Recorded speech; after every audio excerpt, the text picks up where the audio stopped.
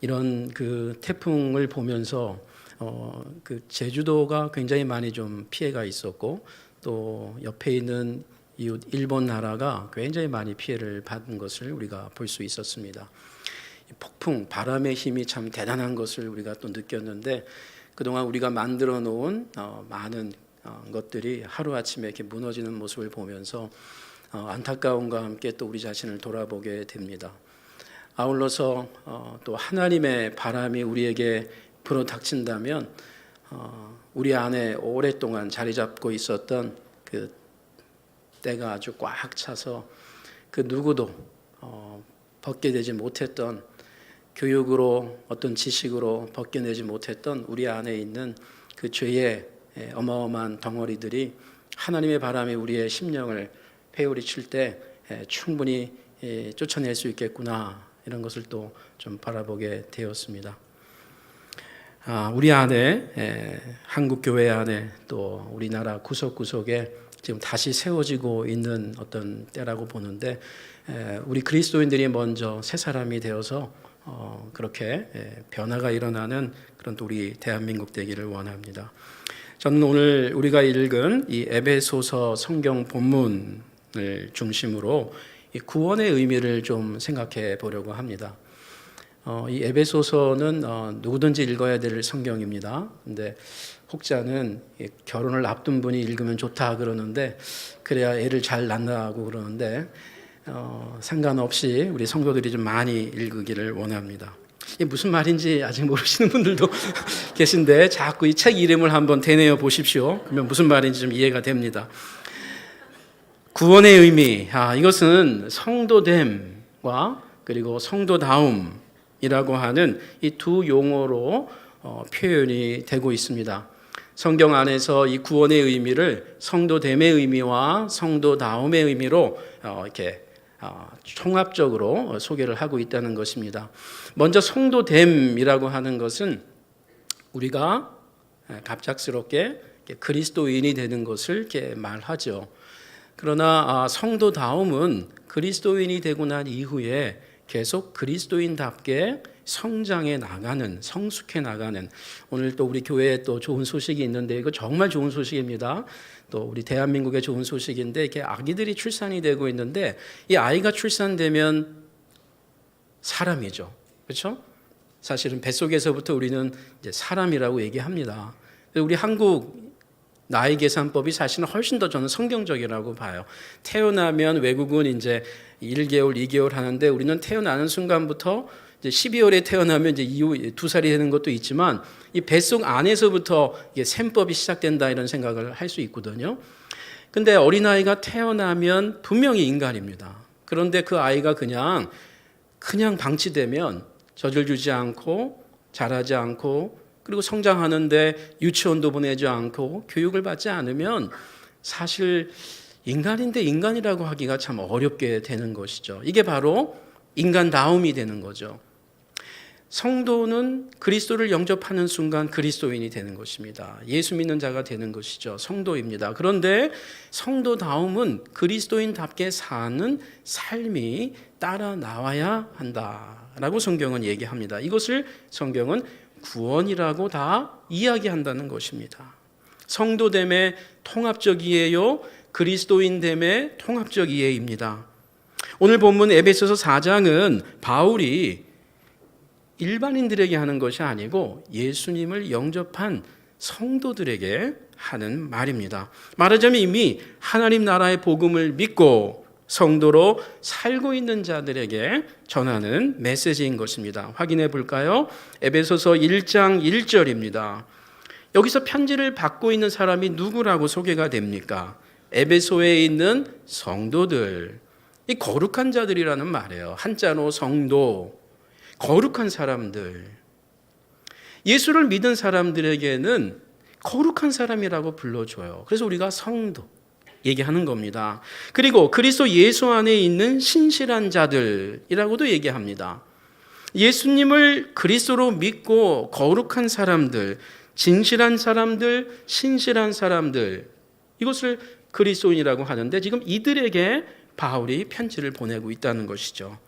한마디로 복음을 통해서 다시 태어난 사람, 이거 우리는 중생이라고 합니다.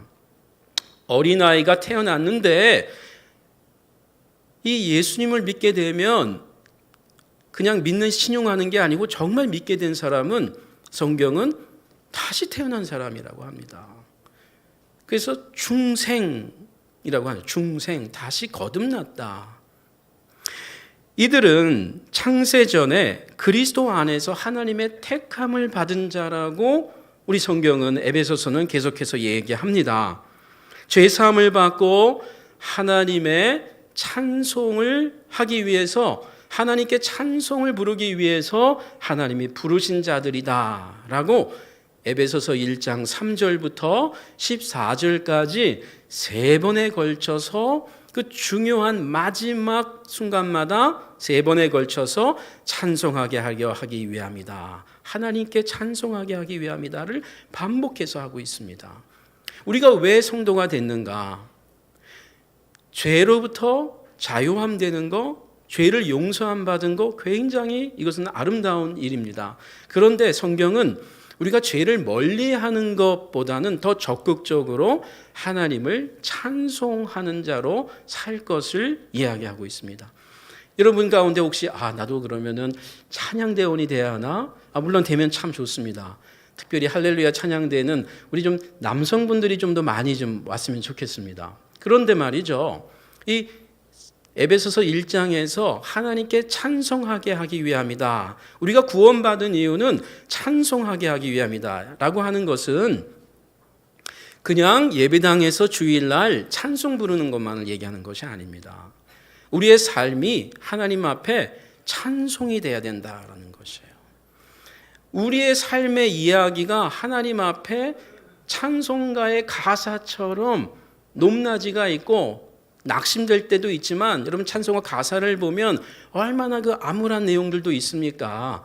성경의 시편을 보면 얼마나 한탄스러운 사건들을 우리가 만납니까? 그런데 그러한 일을 통해서 다시 주를 바라보게 돼서 새 사람이 되고 더 온전한 사람이 된다는 간증들이 이 찬송가 가사에 많이 있잖아요. 우리의 삶이 그렇게 인생 여정 가운데 예수님을 믿고 난 이후부터 우리의 인생 여정이 이 땅에서 그렇게 찬송가의 가사들처럼 돼야 된다는 거죠. 나아가서 우리의 삶이 노래가 돼야 된다는 거죠. 노래가, 그렇죠? 슬픈 노래도 있지만 기쁜 노래가 되어서 우리의 삶을 하나님께 드리라는 것입니다. 여러분 에베소서 1장 14절만 확인해 보겠습니다. 이런 표현이 세 번 나오는데요, 3절에서 14절까지 이 짧은 구절 안에 세 번 반복적으로 나오는데, 제가 결론적인 것만 보겠습니다. 1장 14절, 이는 하고 뒷부분을 보시면 그의 영광을, 하나님의 영광을 찬송하게 하려 하심이라. 하나님이 우리를 부르시고 예수 그리스도 안에서 우리를 용서하시고 죄 용서를 하시고 우리를 다시 태어나게 하신 것은 하나님을 찬송하게 하려 하십니다. 우리가 이전에 갖고 있었던 직업, 우리가 예수님을 믿기 전에 했던 일들, 거기에 내용들이 목적이 바뀌어진다는 것이에요. 전에는 내가 잘 좀 사회인으로서 책임 있게 잘 살기 위해서, 그리고 우리 가족이 또 내가 아는 사람들이 가족 친척들을 위해 살았다면은 이제 똑같은 직장, 똑같은 사업을 하고 있는데 그것으로 끝나는 것이 아니고 나를 통해서 하나님께 찬송이 되는, 나를 통해서 주위 사람들이 저 사람은 왜 저렇게 사업을 하나? 저 사람은 왜 저렇게 직장 생활을 하나? 저 상황에서 왜 할 말을 다 하지 않고 그 사람을 참아주고 있는가? 이런 걸 보면서 보니까 그 사람이 예수를 믿고 있는 거예요. 주일이면 약속을 못 하겠다는 거예요. 그러면서 하나님이, 예수님이 찬양을 받는 거예요. 그 상황 속에서. 그렇게 우리가 짐을 받았다는 것입니다. 변화된 사람들을 말하는 것이죠. 에베소 성도들은 주로 이방인들이었습니다. 에베소 교회에는 이방 성도들이 많이 참여를 했는데, 우리 성경에 보면 이들이 한때의 과거에는 진노에 하나님의 진노받을 자녀들이었는데 이제 하나님의 축복의 자녀가 된 것을 소개합니다. 2장 12절 13절입니다. 그때에, 에베소입니다. 너희는 그때에, 과거 한때에 그리스도 밖에 있었고 이스라엘 나라 밖의 사람이라 약속의 언약들에 대하여는 외인이요 세상에서 소망이 없고 하나님도 없는 자이더니 바울을 통해서 복음을 받아들이기 전에 바울이 에베소를 방문해서 이들이 복음을 알기 전까지 이들은 복음을 들을 수 있는 기회가 전혀 없었습니다. 그러다가 그들이 복음을 알게 된 거예요. 무엇이 인생의 참 행복인지를 알게 됐다는 것이죠. 복된 소식을 들었어요. 우리가 죽고 난 다음에 또 다른 세계가 있구나. 죽음이 끝이 아니구나.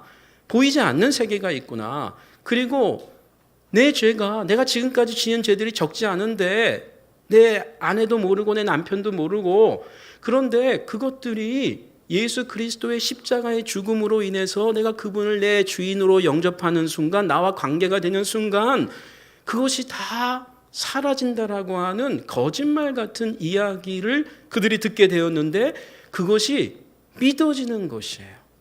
우습게 여기고 비방했다가 그게 믿어지는 겁니다. 믿어지는 정도가 아니고 그 예수를 위해 살겠다고 하는 사람들이 되어버린 것이에요. 에베소 사람들입니다. 지금 그것을 얘기하는 거예요. 한때 너희들은 이스라엘 사람들과 관계도 없었고 하나님도 모르는 사람들이었고 왜 사는지도 사실은 진정한 의미를 진리를 몰랐던 자들인데 이것이 진리라고 살고 있다가 참 진리를 알게 된 사람들이다라는 걸 얘기하는 것이죠. 그리고 변화가 일어났다는 것이에요. 13절 이제는 전에 멀리 있던 너희가 하나님과 멀리 그리스도 밖에 있었던 여러분들이 이제는 그리스도 예수 안에서 십자가에 달리신 그리스도의 피를 믿는 그 믿음으로 인해서 하나님과 가족이 되었다. 하나님을 아버지라고 부르는 새로운 사람이 되었다 얘기합니다. 지금까지 말씀드린 내용들은 뭐예요? 그리스도인들이라는 거예요. 성도들에게 바울이 편지를 보내고 있다는 말입니다. 이런 내용들의 기초에서 이제 바울은 이 에베소서 4장에서부터 본격적으로 에베소 성도인 사람들이 존재가 성도인 사람들이 어떻게 살아야 할지를 4장부터 본격적으로 말하기 시작합니다. 4장 초반부에 보면 바울은 성도들에게 우리가 같은 하나님을 믿고 있다. 같은 십자가 예수 그리스도를 믿고 있다. 같은 성령 하나님을 믿고 있다. 우리가 같은 예수님의 이름으로 같은 세례를 받았다. 한 사람이다. 서로 하나가 되어야 한다. 같은 부모라는 거죠. 이름이 틀리고 하는 직업이 틀리고 고향이 틀리지만 그러나 우리가 서로 하나가 될 것을 4장에서부터 명령합니다. 누구에게요? 성도인 사람들에게. 성도가 아닌 사람들이 아니고 우리가 그리스도인이라면 한때는 이렇게 살았으나 지금은 이렇게 변화된 사람이라면 그리스도를 알게 된 사람이라면 성도들끼리 하나가 돼요. 왜요? 같은 주님, 같은 주님의 이름으로 죄 용서를 받았고 같은 주님의 부활로 의로움을 입었고 같은 주님의 재림으로 우리가 부활을 할 사람들이기 때문에 그럼으로써 어린아이 같은 신앙에서 어른 같은 신앙으로 자랄 것을 4장에서부터 촉구합니다. 교회 공동체가 건강하게 세워지기 위해서는 한두 사람이 아니고 그 교회에 속한 한 사람 한 사람이 건강하게 세워져야 된다라는 거예요. 누가요? 성도가 된 사람이. 그리스도인으로서 어린아이처럼 갓 태어난 사람이 점점 자라야 될 것을 지금 명령하고 있는 것입니다.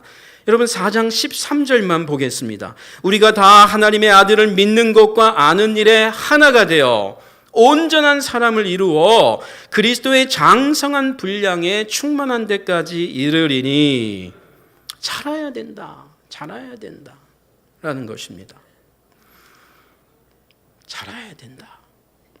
그리고 나서 오늘 우리가 읽은 4장 17절에서 24절까지가 나오는 겁니다. 이 본문은 한 가지 핵심을 두 가지로 표현하고 있습니다. 두 가지 표현은 성도가 되었으면이고요. 그 다음에 성도답게 살라예요. 이게 한 메시지예요. 성도가 되었으면 성도답게 살라. 이것은 구원의 처음과 마지막을 함께 이야기하는 것입니다. 우리는 주로 앞에 부분만 구원이라고 생각하는데 성경은 뒷부분까지도 구원이라고 말하고 있기 때문입니다. 이 메시지를 두 가지 어법으로 구체적으로 보면 명령을 하고 있습니다. 먼저는 이제 이방인처럼 살지 말라라고 4장 17절은 시작을 합니다. 비그리스도인들처럼 이제 성도가 되었으니까 다시 옛 생활로 돌아가려고 하지 말라라고 합니다. 그러면서 더 구체적으로 그것을 벗어버리고 옛사람을 벗어버리고 새 사람을 입으라라고 명령합니다. 그리고 이 사회 문맥에 이들이 왜 이방인들처럼, 즉 믿음 없는 자들처럼 살지 말고 성도처럼, 성도답게 믿음 있는 사람처럼 살아야 하는지를 밝히고 있습니다. 20절과 21절입니다. 20절, 그러나 오직 너희는 그리스도를 그같이 배우지 아니하였느니라. 이 그같이 배우지 않았다. 그같이 배우지 않았다. 자기 인생을 위해서 예수 믿는 사람이 있다는 것이에요. 그것이 4장 앞부분에서 이야기했던 바울의 메시지입니다. 성도라고 하면서 성도답지 않은 사람들이 에베소 교회에 있었던 것이에요. 또 에베소 교회 말고 그 주위 교회들의 성도들이 그렇게 사는 사람들이 있었던 겁니다. 그러면서 그들을 소개해요. 그들의 삶의 모습들을 소개해요. 그러면서 너희들은 그렇게 그리스도를 배운 사람들이 아니지 않느냐? 내가 바르게 가르치지 않았느냐라는 말을 하고 있는 것입니다. 그러면서 21절에 진리가 예수 안에 있는 것 같이 너희가 참으로 그에게서 예수에 대해서 듣고 또한 그 안에서 예수 안에서 복음을 바르게 가르침을 받았을진데 라고 하는 겁니다. 지금 여기서 말씀드리는 것은 바울이 볼 때 에베소 성도들 안에서도 그런 사람들이 자꾸 생기기 시작하는 겁니다. 이런 누룩의 현상이 자꾸 더 일어나는 겁니다. 전에는 없다가 점점 이런 일들이 일어나는 겁니다. 그래서 바울이 이제 때가 되었다 생각해서 감옥에서 이 말년이 되어서 그의 나이 말년이 되어서 이 에베소 편지를 쓰면서 그가 이 4장 이후부터 본격적으로 하고 싶은 말들을 하고 있는 것입니다. 오늘 우리가 더욱 주목하기를 원하는 것은 22절, 23절, 24절입니다. 22절 보겠습니다. 너희는 유혹의 욕심을 따라 썩어져가는 구습을 따르는 옛사람을 벗어버리고, 무슨 말이에요? 제가 앞부분부터 쭉 보여드린 게 뭐죠? 성경이 성도들에게 얘기하는 거예요. 근데 성도들에게도 어떤 모습이 나타난다는 거예요? 예수 믿지 않을 때 이전에 살았던 생활들이 나타나고 있다는 거예요. 그것이 뭐예요? 썩어져가는 옛 습관의 구습을 따라 살려고 하는 사람들이 있는데 그 예수 믿기 전에 살았던 옛사람, 그것을 벗어버리고 명령형이에요. 오직 23절 너희의 심령이 새롭게 되어, 예수님 처음 믿을 때만 심령이 새롭게 되는 것이 아니고 계속해서 업그레이드가 일어나야 된다는 거예요. 업데이트가 일어나야 된다는 거예요. 성도는 심령이 계속해서 새로워져야 된다는 거예요. 그래서 이 새롭게 된 심령 가운데 하나님을 따라, 하나님의 형상을 따라 그 말입니다. 의와 진리의 거룩함으로 지으심을 받은, 원래 중생 받을 때의 그 은혜를 따라 새 사람을 입으라. 새 사람이 되었으니 새 사람답게 살라. 새 사람을 입으라 라고 옷 입음의 비유를 씁니다. 왜요? 그 당시에 옷 입지 않은 사람은 아무도 없었거든. 옷은 날마다 입는 거잖아요. 오늘 입었다고 내일 안 입습니까? 내일 되면 또 입죠. 그리고 저녁이 되면 또 옷을 벗죠. 옷은 날마다 입고 날마다 벗어야 할 내용이에요. 그렇죠? 그러니까 이 날마다 입고 날마다 벗어야 하듯이 옛사람의 삶들을 날마다 벗어버리고 새 사람의 삶을, 그리스도인다운 삶을 날마다 입어야 된다. 그렇게 살기를 힘써야 된다를 얘기하고 있는 것입니다. 말하자면 과거의 불순종의 아들들이요 진노의 자녀였던 사람들이 이제는 그리스도 예수 안에서 하나님의 자녀가 되었으니 그 하나님의 자녀들이 앞으로 어떻게 살아야 할지를 말하고 있는 것입니다. 에베소서 교회에는 새 사람, 즉 세례도 받았고 그리고 예배도 드리고 있지만 옛사람, 즉 예수님 믿지 않을 때와 같은 생활 방식으로 살고 있는 사람들이 있었던 겁니다.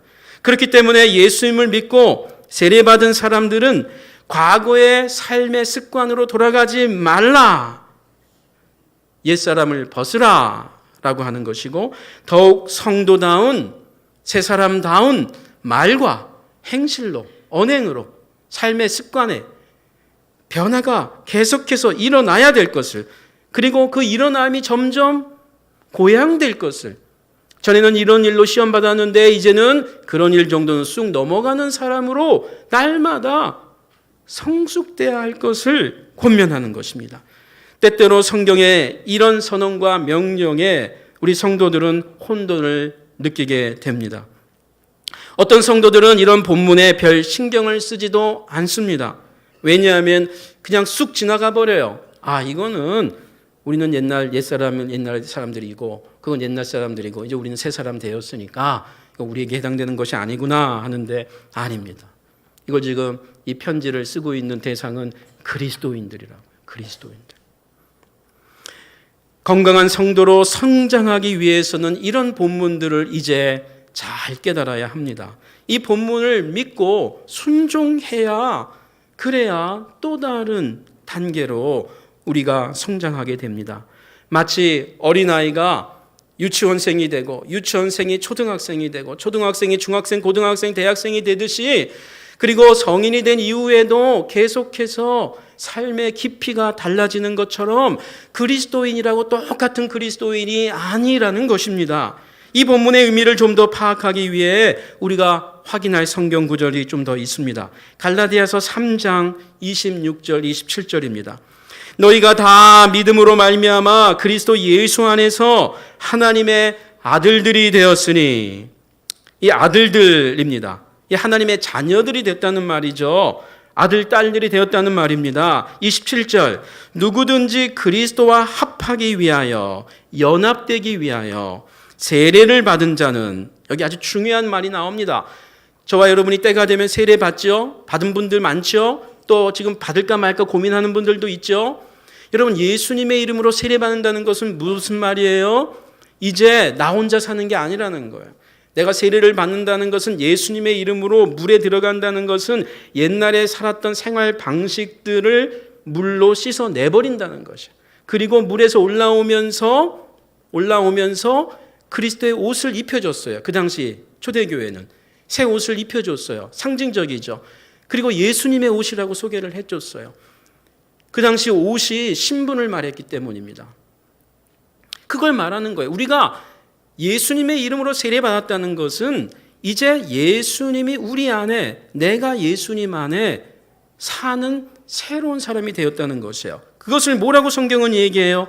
그리스도로 옷 입었다. 또 하나의 본문을 보겠습니다. 고린도후서 5장 17절입니다. 여러분이 잘 아는 본문이죠.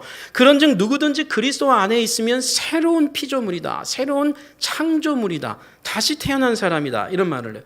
이전 것은 지나갔으니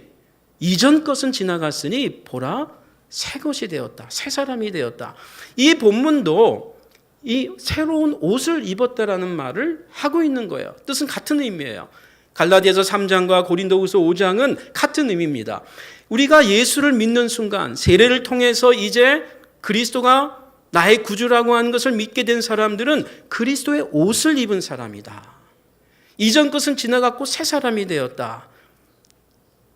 지금까지 살펴본 성경 구절들은 한마디로 불신자가 복음을 듣고 예수님을 구주로 영접할 때 신분의 변화가 급격하게 일어난 것을 성경이 말합니다. 이것은 점진적으로 일어나는 게 아니에요. 그냥 단번에 일어나는 거예요. 신분이 바뀌는 거예요. 마치 고아원에 있던 아이가, 어떤 어른들이 가서, 부부가 가서 오랫동안 고민하다가 저 아이를 우리 집에 양자로 삼겠습니다 해가지고 그 아이가 갑자기 집이 옮겨지는 것입니다. 부모가 없다가 생긴 거죠. 그렇죠? 새로운 부모가 생긴 거죠. 그리고 입던 옷이 바뀌어지죠. 먹는 음식이 바뀌죠. 살게 되는 집이 바뀌었죠. 그러면 어떻게 해야 돼요? 그 집에서 그 양부모가 원하는 대로 살아야 돼요. 새 옷을 입어야 돼요. 매일매일 양치질도 해야 돼요. 바뀌는 거예요. 삶이 바뀌어야 되는 거예요. 자, 고아원에서 새로운 집으로 옮기는, 양부모 집으로 옮긴 거, 이건 한꺼번에 갑작스럽게 바뀌는 거예요. 근데 옛날 습관은 그대로 있는 겁니다, 이 아이가. 계속 안 하고 했다고 그래요. 양치질도 안 했는데 했다고 그래요, 자꾸. 그렇죠? 그러다 이게 바뀌는 거죠, 점점. 바뀌는 거예요. 자, 우리가 예수 그리스도로 옷을 입었다. 예수를 믿을 때 그 말은 소속이 바뀌는 거예요. 신분이 바뀌어버린 거예요. 단번에. 이것을 우리는 뭐라 그래요? 구원받았다. 이런 말을 씁니다. 어떤 구원이죠? 칭의의 구원이라는 말이 있어요.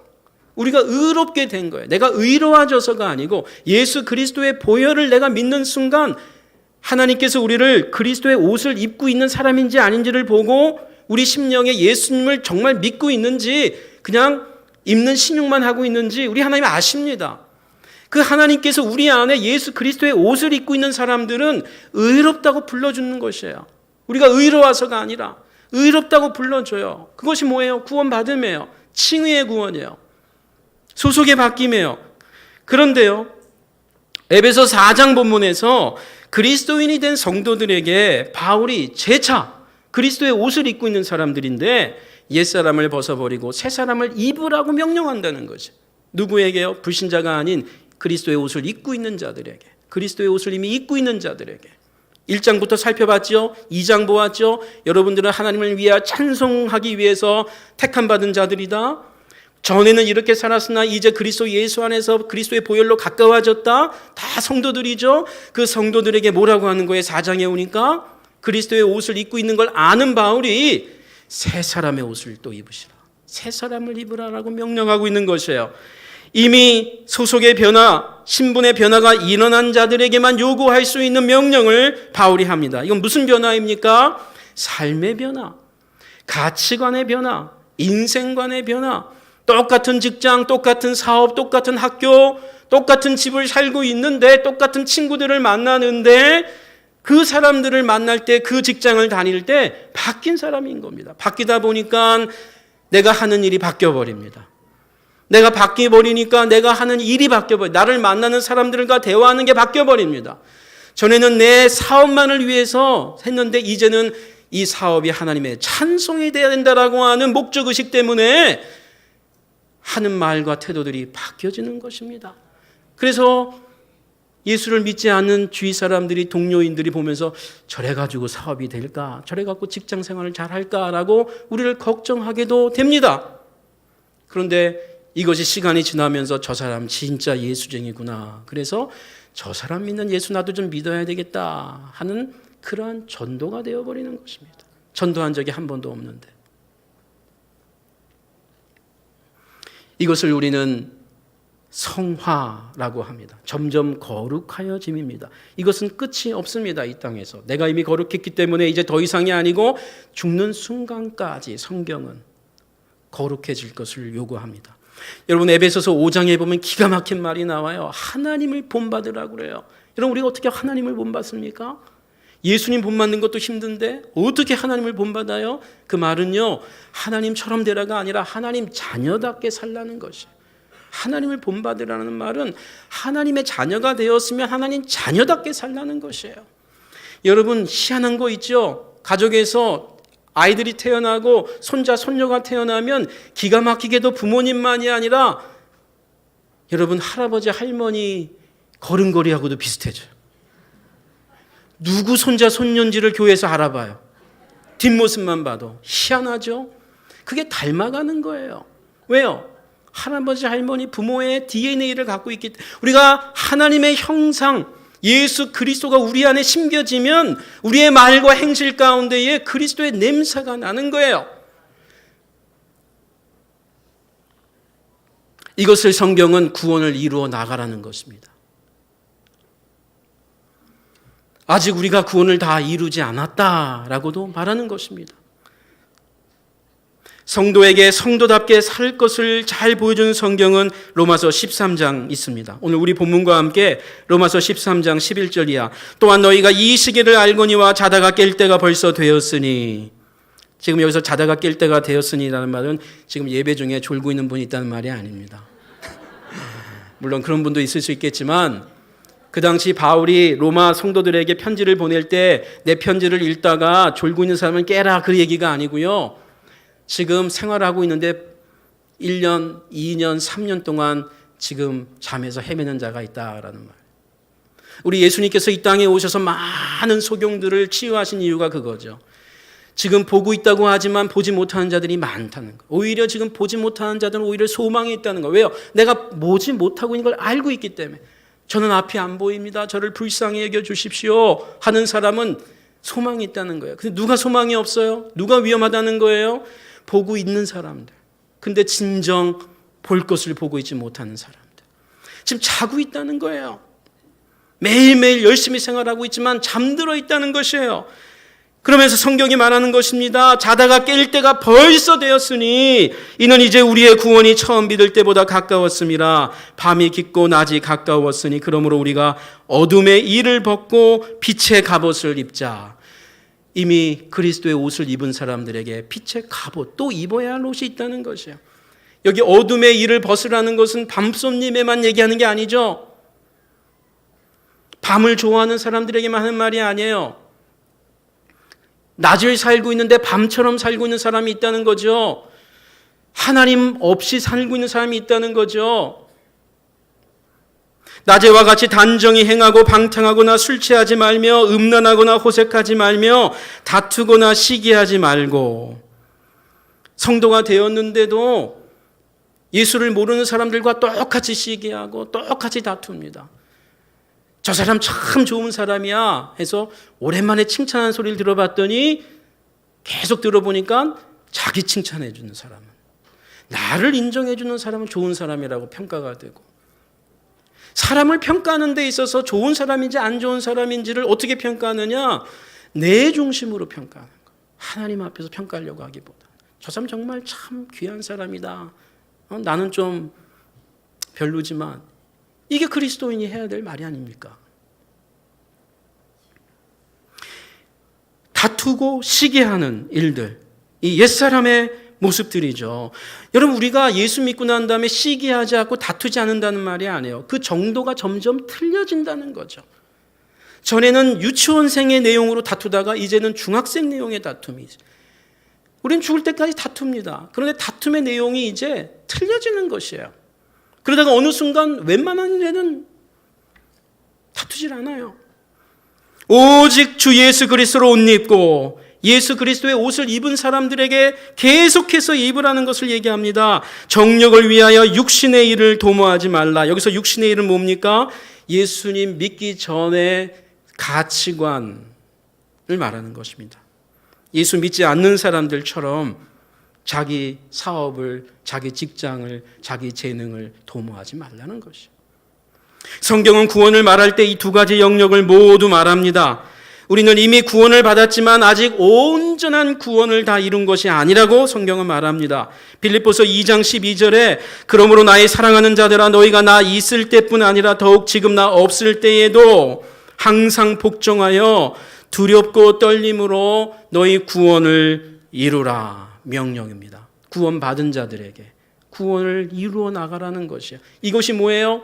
칭의의 구원을 받은 자들이 성화의 구원을 이루어 나가라는 거예요. 이 전체가 다 구원이에요. 구원은 하나님과 회복된 관계를 말하는 거예요. 하나님과 회복된 관계를 말하는데 이 관계가 태어나면서도 시작되는 거지만, 어린아이가 자라면서 아버지를 아빠, 엄마라고 부르지만 중학생이 되어서 아빠, 엄마라고 부르는 게 또 틀려지죠. 성인이 돼서 아빠, 엄마라고 하는 그 관계가 또 틀려져요. 그리고 아버지, 어머니가 돌아가시고 난 다음에 내가 손자, 손녀를 볼 나이가 됐을 때 아버지, 어머니가 내 손자, 내 아들, 딸을 보고 이런 마음이었겠구나를 또 생각하게 되는 것이죠. 관계는 이렇게 성장하는 겁니다. 성숙해지는 겁니다. 내가 결혼했기 때문에 끝난 게 아니고 계속 유지될 정도가 아니라 점점 깊어져야 되는 게 관계인 거예요.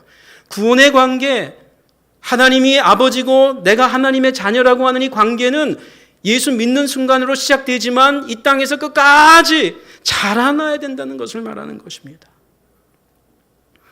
베드로후서 1장 10절에도 그러므로 형제들아, 너희가 힘써 너희 부르심과 택하심을 굳게 하라.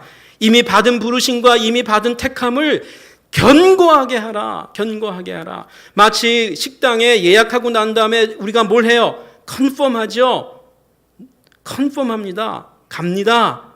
하듯이 그리스도인이 되었으면 그걸로 끝나는 문제가 아니고 점점 더 굳게 해 나가야 된다.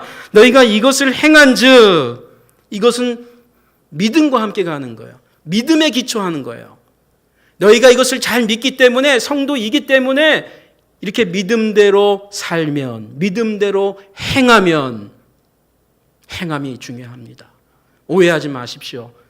여러분, 성경에서 행함을 무시하는 것은 믿음이냐 행함이냐지, 믿음 안에 견고하게 들어온 성도들에게는 예수님도 그렇고 바울도 그렇고 베드로 사도도 그렇고 온 성경이 행함을 강조합니다. 그리스도인다운 행함이죠. 물론 행한즉, 너희가 이것을 행한즉 언제든지 실족하지 아니하리라. 이같이 하면, 이같이 살면 우리 주 곧 구주 예수 그리스도의 영원한 나라에 들어감을 넉넉히 너희에게 주시리라. 하나님 나라에 들어간 자들에게 하나님의 나라에 또 들어갈 나라가 있다고 얘기하고 있습니다. 대학생으로 입학했으면 대학생답게 살아야 하는 것이죠. 어렵게 공부해서 사법시험에 합격해서 판사가 되고 검사가 되고 변호사가 됐으면 그 법조인답게 모든 사람이 법 앞에 평등하다는 그러한 법칙을 갖고 판결을 해야 되는 것이죠. 그가 법조인다운 법조인인 것이에요. 지금 우리나라의 법조인들이 망해가고 있는 거 아닙니까? 그러니까 나라가 지금 이상하게 되는 것 아닙니까? 그렇게 어렵게 공부해서 나를 위해서, 내 가족을 위해서 살려고 하니까 다른 사람이 안 보이는 거예요. 힘이 없는 사람은 무시하는 거예요. 여러분, 우리가 이런 말 하죠. 그 의사 참 의사답다. 여러분, 그 의사가 의과대학을 졸업해서 그 의료 자격증 있는 것으로도 의사이지만 의사다운 의사가 또 있습니다. 의사답지 않은 의사도 있다는 거죠. 제가 최근에 병원에 갈 일이 있었는데 그 한 여의사가 정말, 제가 과장 아니에요. 짧은 만남인데 지금까지 만난 의사 가운데 가장 친절한 것 같아요. 그러니까 너무 감동이 되더라고요. 너무 감동이 돼요. 여러분, 지금 세상이요, 말로는 안 됩니다. 그냥 정확하게 진단해 주는 거는 안 돼요. 이 사람 이렇고 이렇게, 당신 이런, 이게 아니고요, 감동을 줘야 돼요. 여러분, 우리가 지금 복음 전하기에 부족해서 예수 안 믿는 것 같아요? 그리스도인들이 예수 모르는 자들에게 감동을 못 주는 겁니다. 감동이 없는 거예요. 음식 5,000원짜리를 먹어도 감동이 있어야 그 음식점을 가는 거죠.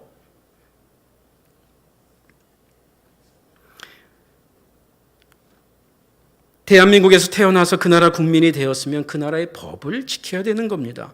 우리가 하나님의 은혜로 죄 용서를 받고 거룩한 백성이 된 것이 정말 감사하고 기쁘다면, 감사하고 기쁩니까? 그렇다면 그리스도인답게 살려고 하는 기쁨이 있습니다. 그리고 그렇게 살지 못할 때 애통함이 따라옵니다. 우리가 완벽해진다는 게 아니에요. 저와 여러분이 완벽해질 수 있다는 게 아니에요. 말과 행실에 우리는 늘 실수가 나옵니다. 그러니까 어떻게 해요? 회개를 하는 거죠. 그러니까 어떻게 해요? 하나님께도 회개하지만 그 사람에게 찾아가서 밥 한 끼 먹읍시다. 너무 오래 가지 않는 것이에요. 그리고 서로 용서해 주는 것이죠. 그리고 불쌍히 여겨주는 것이에요.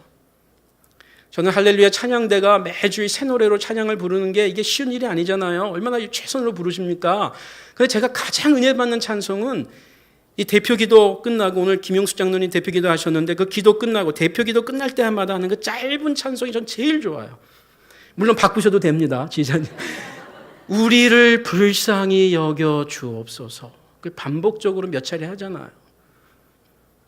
제가 어떻게 이 자리에 쓰겠어요? 매주일. 매주는 안 씁니다만. 이 자리에 매주 담대하게 쓸 수 있는 목사는 아무도 없습니다. 늘 예수 그리스도의 보혈의 은혜로 쓰는 것이에요.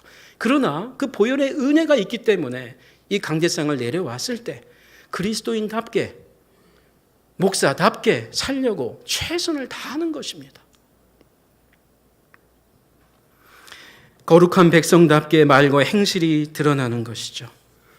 우리 성도는 진리 대신 예수님을 더 알고 싶어야 합니다. 예수님을 아는 자들은 그분을 더 닮고 싶은 사모함이 있어야 됩니다. 만약에 내가 예수를 믿는다고 하는데 이런 마음이 없다면 여러분 점검해 보셔야 됩니다. 정말입니다. 이것은 거짓의 아비인 사탄의 세력과 끊임없이 투쟁하는 삶을 말하고 있기 때문입니다. 바울이 에베소 편지 마지막 6장에서 당부하는 말이 무엇인지 아십니까? 그리스도의 옷을 입고 의롭게 된 사람들은 입어야 할 옷이 또 있다라고 로마서 13장과 똑같은 말을 합니다. 옷을 날마다 입으라고 2번이나 이야기합니다. 누구에게요? 옷을 입은 사람들에게. 11절과 13절입니다. 6장에. 13절만 보겠습니다. 6장 13절. 그러므로 하나님의 전신갑주를 취하라. 이는 악한 날에 너희가 능히 대적하고 모든 일을 행한 후에 서기 위함이라. 여기 하나님의 전신갑주를 11절에서는 입으라라고 그랬어요. 그리고 뒷부분에서는 취하라 그래요. 이 성경 원어가 좀 틀립니다. 취하라. 이것은 입는 정도가 아니고 입고 난 다음에 뺏기지 말라라는 거예요. 계속 붙잡고 있으라는 거예요. 하나님의 전신갑주를. 그렇지 않으면 모든 일을 행한 후에 그리스도인처럼 산 것 같고 그리스도인처럼 복음도 전한 것 같지만 넘어지는 자들이 있다는 겁니다. 그래서 모든 일을 행한 후에 그리스도인답게 산 후에 계속 그리스도인으로 남기 위함이라 그 말이에요. 바울이 한 말이죠. 내가 복음을 전한 후에 내가 오히려 잃어버림이 될까 두렵다. 똑같은 말입니다. 이런 긴장이 우리 안에 있어야 됩니다. 이것은 건강한 긴장입니다. 건강한 사람이 병원을 안 가는 것이 아니고 정기적으로 가야 되는 것처럼 말입니다. 그러면서 구체적으로 14절 이하에 이렇게 얘기합니다. 그런즉 이 하나님의 전신갑주를 구체적으로 소개합니다. 그런즉 서서 누워서가 아닙니다. 하나님의 전신갑주는 서서 입어야 합니다. 진리로 너희의 허리띠를 띠고 의의 호심경을 붙이고 평안의 복음이 준비한 것으로 신을 신고 모든 것 위에 믿음의 방패를 가지고 이로써 능히 악한 자의 모든 불화살을 소멸하고 구원의 투구와 성령의 검 곧 하나님의 말씀을 가지라. 여기 전신갑주는 그 당시 로마 군인들이 전쟁에 나갈 때 입었던 모든 전 군인들이 입는 완전 무장의 옷입니다. 방패도 들고 나가야 되고요. 화살도 들고 나가야 되고요. 그리고 그 군사복, 전투복 안에 이 가슴에 화살이 올 때 방어하는 그 호심경도 붙여야 되고요. 그리고 무엇보다 공격용 하나님의 말씀, 성령의 검을 들고 나가라. 이게 그리스도인들이 예수 그리스도로 옷 입은 사람들이 이미 새 사람이 된 사람들이 날마다 입어야 할 하나님의 전신갑주 옷이 있다는 것입니다. 에베소서 4장 25절부터 6장 중반까지 이 하나님의 전신갑주를 입은 사람들이 어떻게 생활하는지를 소개합니다. 이렇게 생활할 것을 소개합니다. 첫 번째 나오는 게 뭔지 아세요? 거짓말을 없애라. 분냄이 사라져야 된다. 자주자주 사라져야 된다. 그러면서 많은 이야기들을 하나님의 전신갑주로 이야기합니다. 그리스도인이라면 그리스도인다운 말과 행실로 살아야 된다. 우리는 과연 내가 성도다운 성도인가를 팩트 체크해야 합니다. 우리는 매일 옷을 입고 생활하지요. 주일에만 옷을 입고 외출하는 성도는 없습니다. 주일에만 그리스도의 옷을 입고 오는 사람은 없습니다. 그는 그리스도인이 아닙니다. 마찬가지로 저와 여러분이 성도라면 우리는 주일을 포함해서 월요일부터 토요일까지 성도로서 입어야 할 그리스도의 옷을 나아가서 하나님의 전신갑주를 입고 나아가야 합니다. 생활해야 합니다. 그러기 위해서 먼저 옛사람의 옷을 과감하게 버려야 합니다. 그날 저녁에 버려야 합니다. 기도하면서 버려야 합니다. 감사하면서 버려야 합니다. 그리고 아침에 다시 새 옷을 감사함으로 입고 나아가는 것입니다. 예수님 모를 때 행했던 습관들, 공격적인 언어들, 남을 탓하는 말들, 부정적인 생각과 말들, 섭섭한 생각들, 이런 것들을 다 버려야 하는 것입니다. 오늘 말씀을 나누는 가운데 우리가 함께 갱신해야 될 것은 성도가 성도답지 못한 말과 행실입니다. 10년 전에 샀던 옷을 지난주에 새로 산 옷과 바꾸는 사람은 없습니다. 여러분 어떤 옷을 입고 나오시겠습니까? 10년 동안 내가 아무리 소중하게 여겼던 옷일지라도 지난주에 새로 산 옷이 있으면 그 새 옷 입고 나오셔야죠. 그리고 이 옷을 평일에도 아끼지 않고 입어야 하는 것입니다. 성도가 성도답지 못한 모습으로 인해 교회가 교회답지 못한 모습으로 인해 지금 우리 사회는 복음의 능력이 너무 약해져 버렸습니다. 한국 교회가 나 때문에 소금처럼 짠맛을 내지 못하고 오히려 세상에 밟히는 소금이 된 것은 아닌지 우리 자신을 돌아보아야 합니다. 나는 그저 명분만 성도이고 내 생활은 성도가 아니지 않은가. 13세기 이탈리아 사제였던 성 프란체스코는 교회에 이런 말을 남겼습니다. 여러분, 항상 복음을 전하십시오. 그러나 종종 때때로 말로 전하십시오. 성도다움의 진정성은 말보다 삶이 우선이라는 말입니다. 복음은 말로만 전하는 것이 아니라는 것입니다. 삶으로 전하라는 것입니다. 구원을 받은 성도는 죄 용서받은 것으로 만족해서도 안 되겠습니다. 이제 우리가 하나님의 자녀가 되었으니 이제는 죄로부터 멀리하는 것만이 아니라 하나님이 기뻐하시는 일을 기뻐하는 자리로 점점 나아가야 되겠습니다. 이런 성장과 성숙은 원하는 마음만으로는 되지 않습니다. 훈련을 받아야 합니다. 해병대에 입대했다고 해병대 옷만 입고 있다고 해병대원이라고 말하지 않습니다. 하루아침에 해병대원이 되는 것은 더더욱 아닙니다. 훈련을 받아야 합니다. 육체의 근육이 생겨야 합니다. 신앙생활도 이와 같습니다. 주일 예배, 성경 읽기, 기도 생활 이런 것들은 성도의 기초 체력과 같습니다. 그러나 성장하기 위해선 교육을 받아야 합니다. 훈련을 받아야 합니다. 제가 오늘 교회 주보를 보니까 9월 2일부터 이제 본격적인 훈련이 시작되더라고요. 훈련반, 교리반, 성경 파노라마반. 여러분 들으십시오. 누구를 위해서가 아니고 나를 위해서입니다. 내가 성도가 되었기 때문에 공부하셔야 됩니다. 성경을 더 아셔야 됩니다. 성도다움이 어떤 것인지를 깨달아야 합니다. 이럴 때 우리는 경건의 육체의 근육만이 아니라 이 영혼의 근육이 생기게 되는 것입니다. 그럴 때 성도다운 삶을 살게 되는 것입니다. 누가 살고 싶지 않습니까? 근육이 안 되는 거예요. 그래서 이런 상황만 되면 나도 모르게 거짓말이 나오는 거예요. 나도 모르게 내중심적으로만 하는 거예요. 그런데 경건의 근육이 생기는 순간 똑같은 상황 속에서 하나님을 생각하면서 말이 바뀌게 되는 겁니다. 삶의 기쁨이 생기게 되는 것입니다. 저는 한편으로 이런 생각도 해봅니다. 이게 주보 보니까 쪽지 있는 내용 보니까 이 교리반, 양육반, 성경 파노라마 반이 2만 원, 3만 원이더라고요. 한 20만 원, 30만 원 하면 많이 듣지 않을까. 우리 사람들이 말이죠. 이 세상 가치관 속에서 싼 거는 빚이 떡이다. 뭐 이런 생각을 하는 것 같아요. 그래서 5만 원이면 안 사고요. 50만 원이라고 하면 서로 살려고 그래요. 이 성경 공부와 이 교리반이 2만 원, 3만 원, 이게 20만 원, 30만 원 좀 돼야 될 것 같아요. 그래야 저게 뭐가 있나 보다 하고 좀 듣지 않을까. 그런 생각도 좀 하게 됩니다. 성도답게 성숙하는 또 하나의 좋은 디딤돌은 교회 공동체를 섬기는 일입니다. 주일학교 교사로, 찬양대원으로, 새신자 섬김이로, 전도 기관 임원으로, 셀 리더, 셀 인턴으로, 주차 봉사자로, 식당 봉사자로, 실로암 카페지기로 등등 말입니다. 정말입니다, 여러분. 정말입니다. 실로암 얘기가 나와서 제가 한 말씀 더 덧붙이겠습니다만, 여러분 실로암 카페에서 여러분 커피 사 먹으실 때 커피값 내시죠.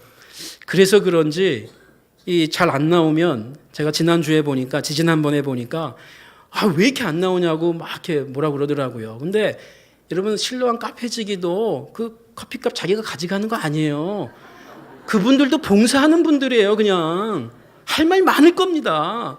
근데 우리는 내 돈 내다 보니까 굉장히 민감해지는 거예요. 빨리 달라고 그러고 뭐 맛이 왜 이러냐고 그러고 오늘은 그분들도 봉사하는 거예요.